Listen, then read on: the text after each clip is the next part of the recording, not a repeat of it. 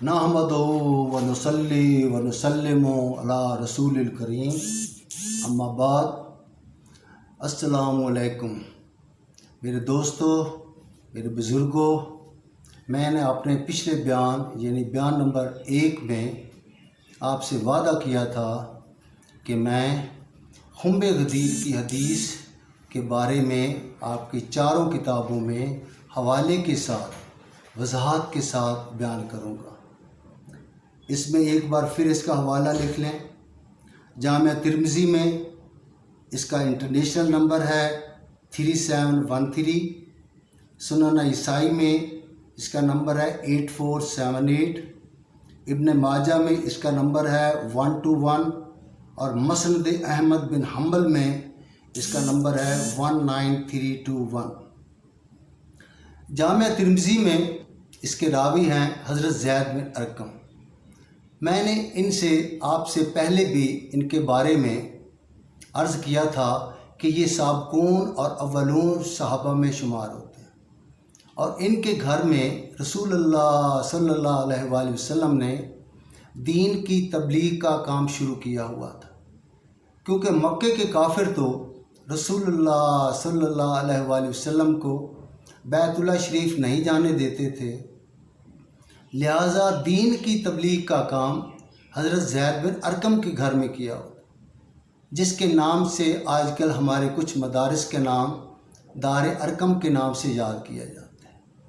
और ज़ैद बिन अरकम के बारे में हज़रत अनस बिन मालिक फरमाते हैं कि ज़ैद बिन अरकम वो साहबी हैं जिनके सुनने की तस्दीक अल्लाह ताला ने ख़ुद फरमाई कि ये सुनने में कभी गलती नहीं फरमाते।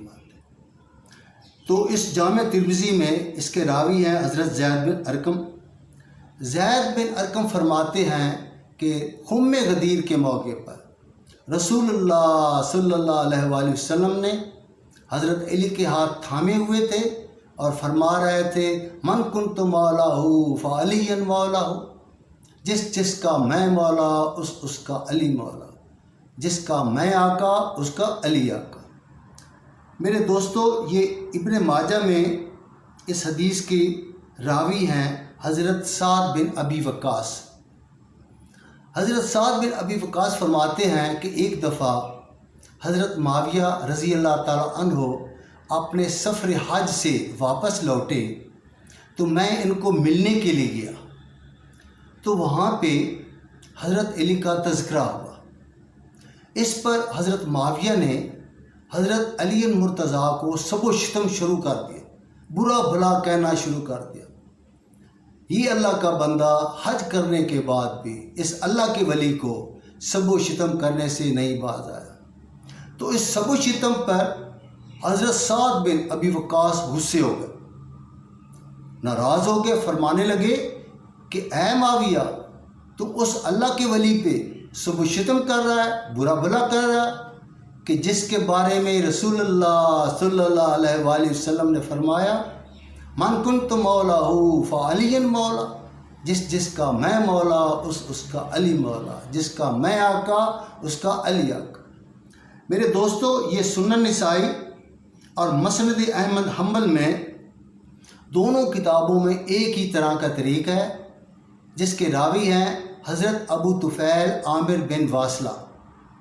हज़रत अबू तुफ़ैल आमिर बिन वासला रज़ी अल्लाह ताला अन्हु फरमाते हैं कि एक दफ़ा जंग सफ़ीन के मौके पर हज़रत अली ने लोगों को एक खुली जगह पे इकट्ठा किया और वहाँ पे खुतबा दिया और फरमाया, मैं अल्लाह का वास्ता देकर हर उस शख्स से पूछता हूँ जिसने मेरे बारे में खुम्मे गदीर के मौके पर रसूलुल्लाह सल्लल्लाहु अलैहि वसल्लम को फरमाते हुए सुना।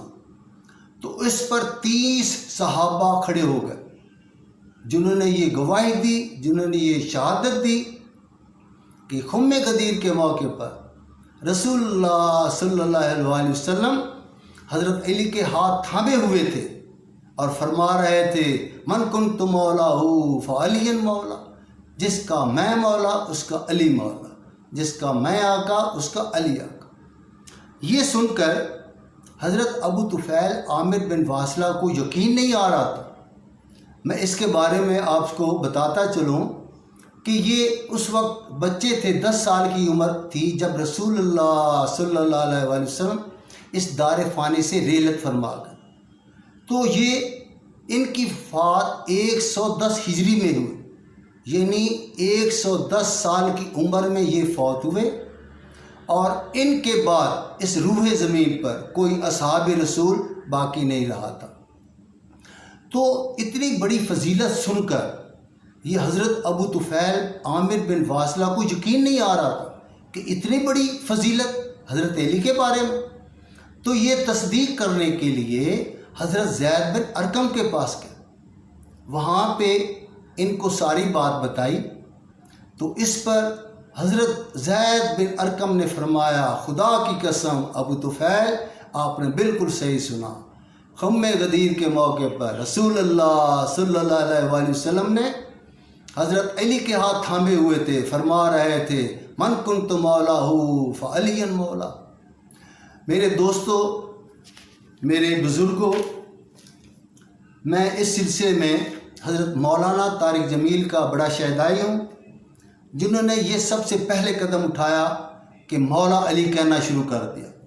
آخرکار کسی نہ کسی نے تو یہ قدم اٹھانا تھا، لیکن اس سلسلے میں مولوی محمد اسحاق مرحوم، اللہ تعالیٰ ان کی قبر کو روشن فرمائے اور ان کو جنت الفردوس میں جگہ عطا فرمائے، اور انجینئر محمد علی مرزا، انہوں نے بڑی محنت کی ہے، بہت کام کیا ہے، جن کی بدولت ہر گھر میں ہر شخص حکیم وکیل آل محمد کی حیثیت سے ہر گھر میں بیدار ہو چکا ہے۔ میرے دوستو، شاید ان سے پہلے بھی کچھ حضرات نے اس سلسلے میں کام کیا ہو، لیکن وہ قدیم دور تھا، قدیم زمانہ تھا، ایک آواز کو دوسروں تک پہنچانا بڑی مشکل تھا، تو لہٰذا ان کی آوازیں دبائے گئی۔ اب زمانہ جدید آ گیا ہے، انٹرنیٹ کا دور ہے، اور زمانہ روشناس ہو چکا ہے۔ اب کس کس کی آواز کو دباؤ گے اور کس کس کو دھمکیاں دو گے؟ میرے دوستو، میں آپ کی خدمت میں چند اور حدیث مبارکہ پیش کرنا چاہتا ہوں۔ یہ حدیث النسائی میں ہے، اس کے چیپٹر خصائص علی میں اس کا نمبر 2 ہے، جس کے راوی ہے حضرت زید بن ارقم۔ حضرت زید بن ارقم فرماتے ہیں کہ رسول اللہ صلی اللہ علیہ وسلم کے ساتھ سب سے پہلے جس نے نماز عطا کی وہ حضرت علی المرتضیٰ، یعنی یہ بھی شرف حضرت علی المرتضیٰ کو تھا کہ سب سے پہلے رسول اللہ صلی اللہ علیہ وسلم کے ساتھ نماز ادا۔ دوسری حدیث یہ بھی النسائی میں، اس کے چیپٹر خصائص علی میں اس کا نمبر 3 ہے، تو اس کے بھی راوی حضرت زید بن ارقم ہیں۔ فرماتے ہیں کہ رسول اللہ صلی اللہ علیہ وسلم پر سب سے پہلے جو ایمان لایا، یعنی سب سے پہلے جو اسلام میں داخل ہوا، وہ حضرت علی المرتضیٰ۔ یہ بھی شرف حضرت علی المرتضیٰ کو تھا کہ سب سے پہلے اسلام میں داخل ہوا۔ میرے دوستو، میں آپ کی خدمت میں ایک حدیث مبارکہ پیش کرنا چاہتا ہوں، یہ بھی النسائی میں ہے، اور اس کے چیپٹر خصائص علی میں اس کا نمبر ہے 6۔ اس کے راوی ہیں حضرت عفیف رضی اللہ تعالیٰ عنہ۔ حضرت عفیف رضی اللہ تعالیٰ عنہ فرماتے ہیں کہ میں زمانہ جاہلیت میں ایک دفعہ تجارت کی غرض سے مکہ معظمہ آیا، اور میں حضرت عباس کے پاس بطور مہمان ٹھہرا۔ جب صبح ہوئی، سورج طلوع ہوا اور سورج نے آسمان پہ اپنا دائرہ بنایا، تو میں بیت اللہ شریف کی طرف دیکھ رہا تھا۔ میرے دوستو، ان سارے ہاشمیوں کے گھر بیت اللہ شریف کے بالکل نزدیک ہیں۔ جو حجاج کرام گئے ہیں ان کو پتہ ہے کہ جو لائبریری آج کل بنی ہوئی ہے وہ رسول اللہ صلی اللہ علیہ وسلم کا اپنا گھر مبارک، وہ بالکل بیت اللہ کے بالکل نزدیک ہے۔ تو حضرت عباس کا گھر بھی بیت اللہ کے بالکل نزدیک تھا۔ تو یہ حضرت حفیظ فرماتے ہیں میں بیت اللہ کی طرف دیکھ رہا تھا کہ اتنے میں ایک نوجوان آیا جو اپنی نظروں کو اٹھائے ہوئے تھا آسمان کی طرف، اور تھوڑی دیر کے بعد وہ خانہ کعبہ کے پاس آ کر رک گیا۔ تھوڑی ہی دیر گزری، ایک بچہ آیا اور وہ اس نوجوان کے ساتھ کھڑا ہو گیا۔ ابھی تھوڑی اور ہی دیر گزری کہ ایک خاتون آئی جو ان دونوں کے پیچھے کھڑی ہو گئی۔ تو اس کے بعد اس نوجوان نے رکوع کیا، تو اس بچے نے اور اس خاتون نے بھی ان کے ساتھ رکوع کیا۔ پھر اس نوجوان نے سجدہ کیا، تو اس بچے نے اور اس خاتون نے بھی ان کے ساتھ سجدہ کیا۔ پھر اس نوجوان نے اپنا سر سجدے سے اٹھایا، تو پھر ان دونوں نے بھی اپنا سر سجدے سے اٹھایا۔ تو یہ دیکھ کر حضرت حفیظ رضی اللہ تعالیٰ عنہ فرماتے ہیں کہ میں حیران ہو گیا، اور میں نے حضرت عباس سے فرمایا کہ یہ تو بڑی حیران کن بات ہے۔ تو اس پہ حضرت عباس رضی اللہ تعالیٰ فرماتے ہیں کہ اس میں حیرانگی کی کیا بات ہے؟ یہ نوجوان کہتا ہے کہ آپ کا رب آسمانوں کا بھی ہے اور زمینوں کا بھی ہے، کیا تم اس نوجوان کو جانتے ہو؟ یہ حضرت عباس نے حضرت عفیف سے پوچھا، کیا تم اس نوجوان کو جانتے ہو؟ تو حضرت حفیظ نے فرمایا نہیں، میں نہیں جانتا۔ تو حضرت عباس نے فرمایا کہ یہ نوجوان میرے بھائی کے بیٹے محمد بن عبداللہ بن عبد المطلب ہے۔ پھر حضرت عباس نے پوچھا، کیا تم اس بچے کو جانتے ہو؟ یہ کون ہے؟ تو حضرت حفیظ نے فرمایا نہیں۔ تو حضرت عباس نے فرمایا یہ میرے بھائی کے بیٹے علی بن ابو طالب بن عبد المطلب ہیں۔ تو پھر حضرت عباس نے فرمایا کیا تم جانتے ہو یہ خاتون کون ہے؟ تو حضرت حفیظ نے فرمایا نہیں۔ تو حضرت عباس نے فرمایا یہ میرے بھتیجے محمد بن عبداللہ کی زوجہ محترمہ ہیں، یعنی خدیجہ بنت خویلد ہیں۔ تو اس پر حضرت حفیظ رضی اللہ تعالیٰ عنہ یہ فرما رہے ہیں کہ اللہ کی قسم اس وقت اس روح زمین پر ان تینوں کے سوا اس دین پر اور کوئی نہیں تھا۔ یعنی وہ فرما رہے تھے کہ اس روح زمین پر اس وقت ان تینوں کے علاوہ اس دین پر اور کوئی نہیں تھا۔ میرے دوستو، میں آپ کی خدمت میں ایک اور حدیث پیش کرنا چاہتا ہوں۔ یہ بھی النسائی میں ہے، یہ اس کے چیپٹر خصائص علی میں اس کا نمبر 24 ہے۔ اس کے راوی ہیں حضرت عبداللہ بن عباس۔ حضرت عبداللہ بن عباس فرماتے ہیں کہ حضرت علی ہجرت کی رات لباس رسول زیب تن کر کے رسول اللہ صلی اللہ علیہ وآلہ وسلم کے بستر پر سو رہے تھے کہ اتنے میں مکہ کے کافروں نے پتھراؤ شروع کر دیا۔ تو اس پر جب تھوڑی دیر کے بعد پتھراؤ کم ہوا تو حضرت ابو بکر صدیق آئے اور فرمانے لگے یا رسول اللہ۔ اس پر حضرت علی مرتضیٰ نے فرمایا کہ رسول اللہ صلی اللہ علیہ وآلہ وسلم تو ابھی بحر میمون کی طرف گئے۔ تو حضرت ابو بکر صدیق سمجھ گئے، پھر آپ رسول اللہ کے پیچھے چلے گئے، تو حتیٰ کہ یہ رسول اللہ صلی اللہ علیہ وآلہ وسلم اور حضرت ابو بکر صدیق دونوں غار کی طرف چلے گئے، اور ساری رات مکے کے کافروں نے فجر تک حضرت علی پہ پتھراؤ رکھا۔ میرے دوستوں، میں آپ کی خدمت میں ایک اور حدیث بیان کرنا چاہتا ہوں۔ یہ حدیث بہت ہی مشہور ہے، بہت ہی اہم ہے۔ یہ آپ کی تینوں کتابوں میں دی ہوئی ہے۔ یہ مسند احمد بن حنبل میں اس کا نمبر ہے 11307۔ یہ حدیث ایک اور جگہ پہ بھی اسی کتاب میں دی ہوئی ہے، اور اس میں اس کا نمبر ہے 11790۔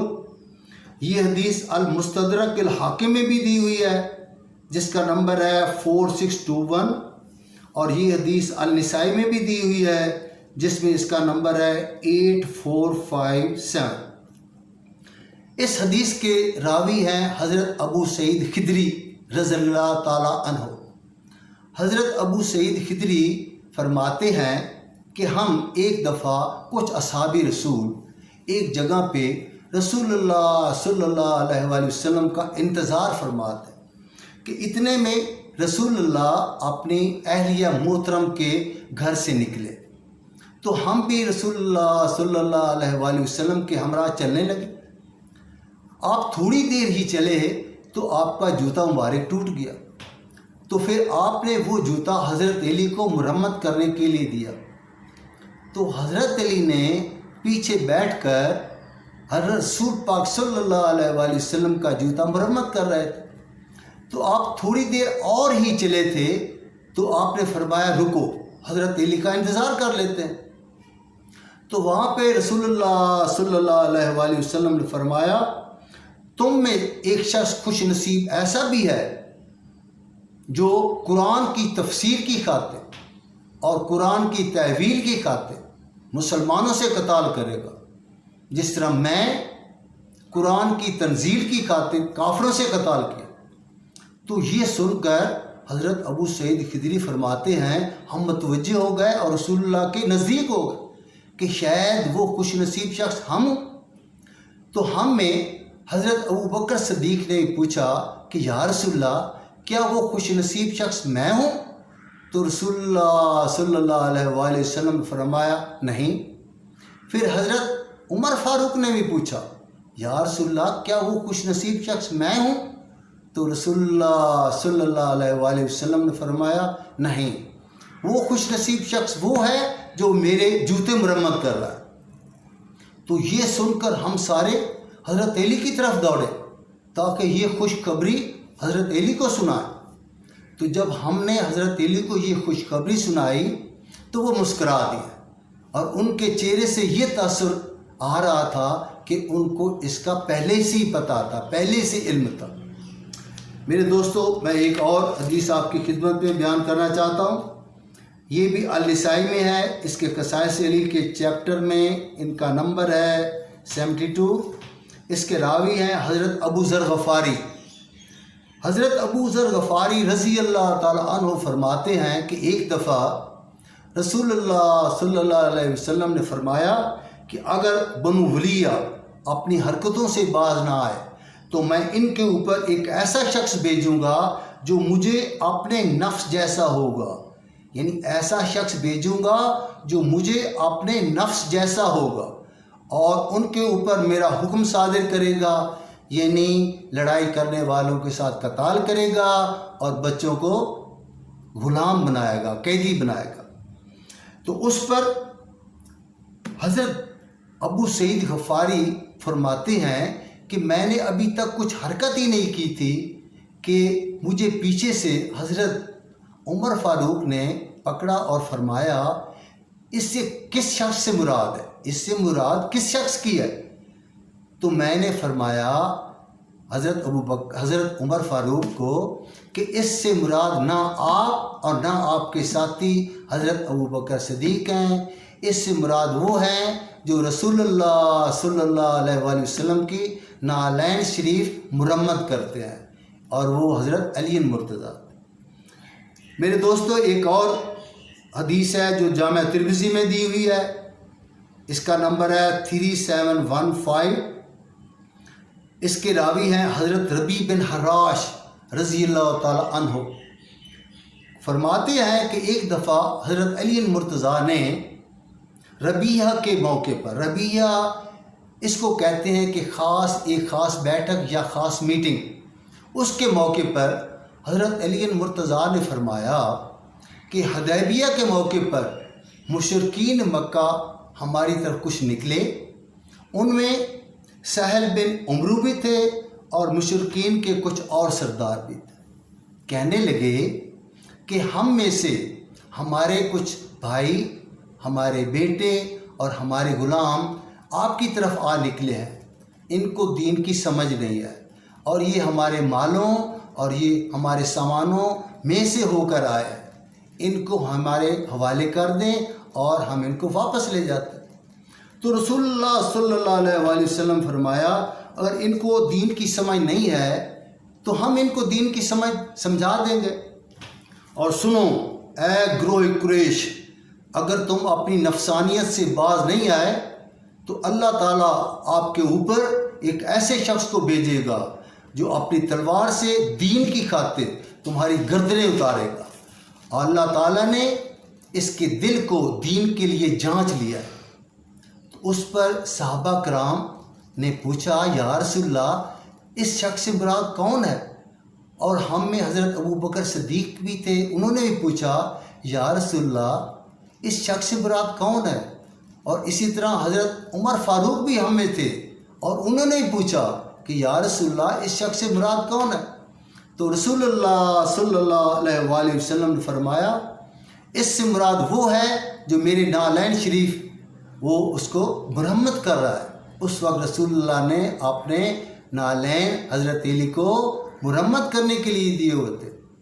تو راوی کہتے ہیں، حضرت ربیع بن حراش فرماتے ہیں اس کے بعد حضرت علی ہماری طرف متوجہ ہوئے اور کہنے لگے کہ رسول اللہ صلی اللہ علیہ وسلم نے فرمایا ہے کہ جو میرے اوپر جس نے جھوٹ باندھا اس کو چاہیے کہ اپنا ٹھکانہ جہنم کو بنا دے۔